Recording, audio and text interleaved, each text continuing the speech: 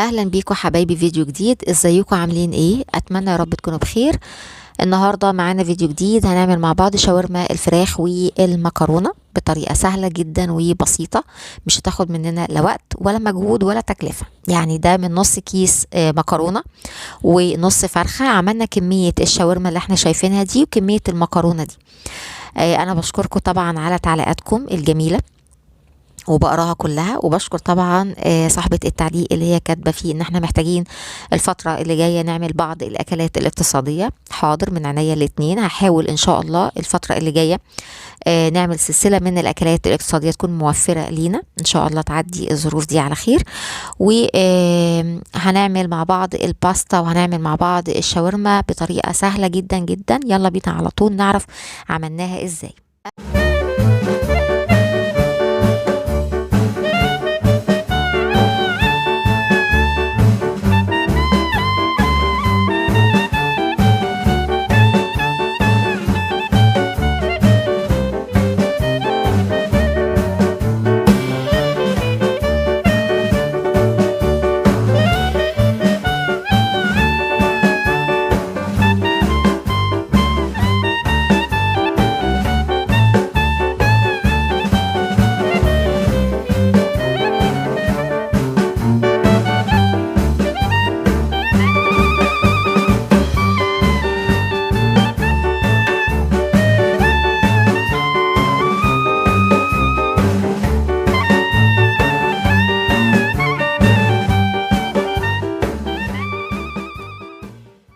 دي اول حاجة. انا جبت هنا صدر فرخة، يعني مجرد بس ان احنا هناخد نص فرخة، مش هناخد الفرخة كلها، هناخد بس الصدر وهنقطعه شرايح طولية بالشكل ده.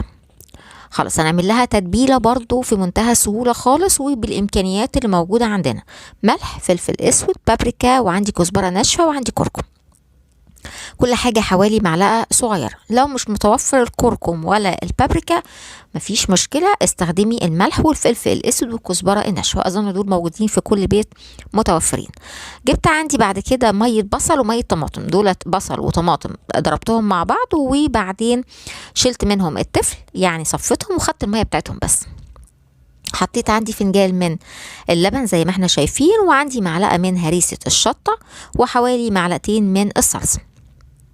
برضو هريسة الشطة لو مش متوفرة حطي معلقة من الشطة البودر. هحط عندي كمان معلقة من العسل، لو متوفر. مفيش برضو عسل ممكن تستخدمي معلقة صغيرة من السكر.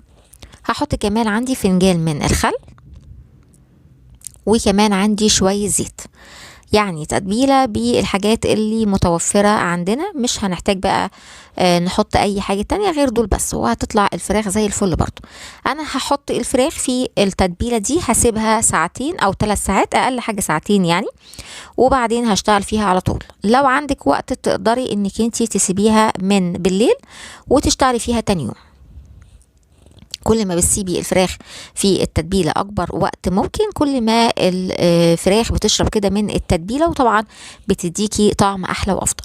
غطيتها بالبلاستيك راب وحطيتها في التلاجة، وهبدأ أشتغل عندي في الباستا أو المكرونة على بال ما الفراخ تتبل شوية. جبت حلة على النار، حطيت فيها شوية مية، سبتهم لحد ما غليوا، وأول ما غليوا بالشكل ده نزلت عندي بشوية زيت وبمعلقة صغيرة خالص من الملح.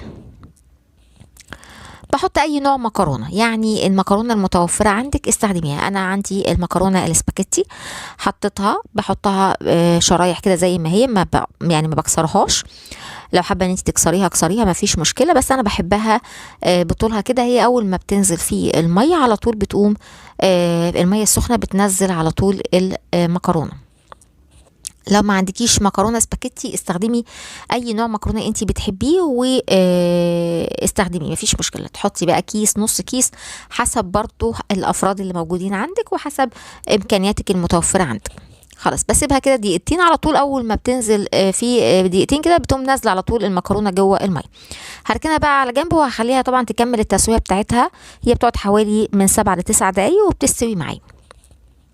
هنعمل بقى الصلصة في نفس الوقت عشان ننجز وقت. هحط عندي حل على النار، حطيت مكعبين من الزبدة وحطيت كمان شوية زيت، وأول ما الزبدة والزيت ساحوا بالشكل ده نزلت عندي ب4 فصوص أو 5 فصوص من الثوم مفرومين ناعم. مجرد بس ان التوم يطلع الريحة بتاعته بنزل على طول بمكعب من المرقة. يعني التوم ما تدروش لون عشان ما يمررش معاكي الصلصة. وحطيت عندي شوية ملح صغيرين عشان طبعا المكعب بيبقى فيه ملح. وهحط عندي كمان فلفل اسود. وهحط كمان عندي لو اي بهارات او حطيت كزبرة ناشفة. هقلب بقى كل الحاجات دي مع بعضها. عايزة بس المكعب يدوب كده والثوم يطلع الريحة بتاعته. هنزل على طول بمعلقتين او 3 معالق من الصلصة. شوحي بقى الصلصة كده مع الزبدة والثوم. خلاص الصلصة بدأت تطلع الريحة بتاعتها برضو. علشان اعادل الحموضة بتاعتها بنزل بمعلقة من السكر، معلقة صغيرة، وفنجان من الخل او نص فنجان يعني. خلاص هقلب بقى الصلصة. واول ما الريحه بتاعت الصلصه بقى والثوم والخل وكل ده يطلع بقى كده بتنزلي على طول ب5 طماطميات انا عصراهم ومضروبين في الخلاط ومصفيهم. هي بالظبط بتاخد يعني 5 دقايق وبتلاقيها اتسبكت على طول. بعد ما اتسبكت اهو بالشكل دوت. طبعا انا المكرونه في الوقت دوت خلاص اتسلقت. انا ما بغسلهاش، انا بصفيها على طول وبحطها في الحله بالشكل ده متصفيه. طبعا هو لو نوع مكرونه النشا بتاعه كتير فانت بتضطري انك انت تغسليها، لكن لو نوع مكرونه نضيف مش بيحتاج ان هو يتغسل فانا بصفيها على طول.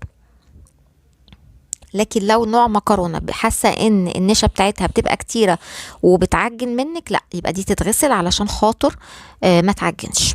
حطيت عندي بقى الصلصة اهو. وبعدين على طول بنزل على المكرونة.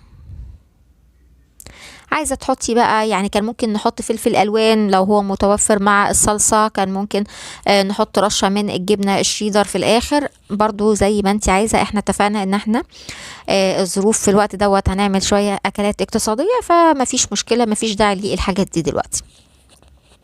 طب نبدأ بقى في الشاورما. جبت جريل على النار، حطيت فيها مكعبين من الزبدة وشوية زيت.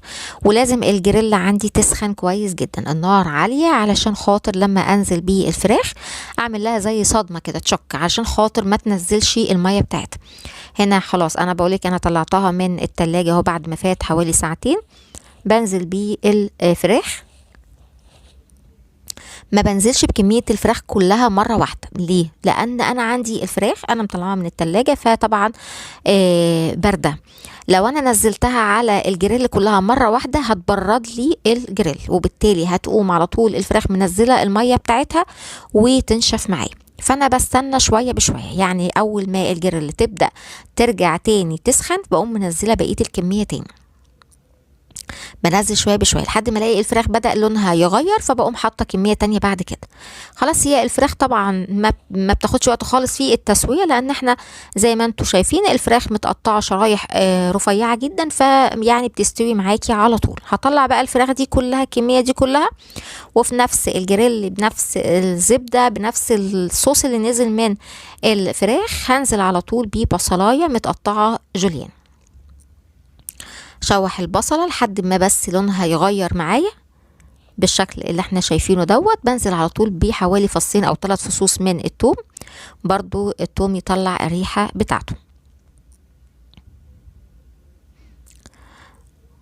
بعد كده هنزل عندي بيه نص قرن بس من الشطة. لو عايز تستغني عنه برضو استغني عنه براحتك، انا بحبها تكون سبايسي شوية. فحطيت بس نص قرن، لان طبعا كان كله كان يعني حرارته عالية قوي في السبايسي بتاعه، فانا حطيت بس نص. هنا حطيت كمان عندي قرن فلفل رومي. مش هنحط بقى فلفل الوان ولا اي حاجة، هنكتفي بالفلفل الرومي بس، وبرضو هتطلع حلوة جدا ما فيهاش اي مشكلة. هنا هنزل على طول بيه طماطمية متقطعة شرايح. طماطم حلوة قوي برضو في الشاورما.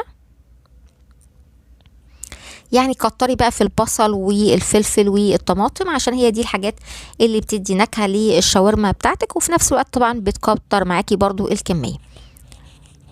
خلاص هنزل بقى على طول بقى اول ما بتبدأ تاخد معايا كده لون واحس انها اتشوحت بنزل بيه الفراخ، وهشوح الفراخ كده مع الفلفل والطماطم والبصل.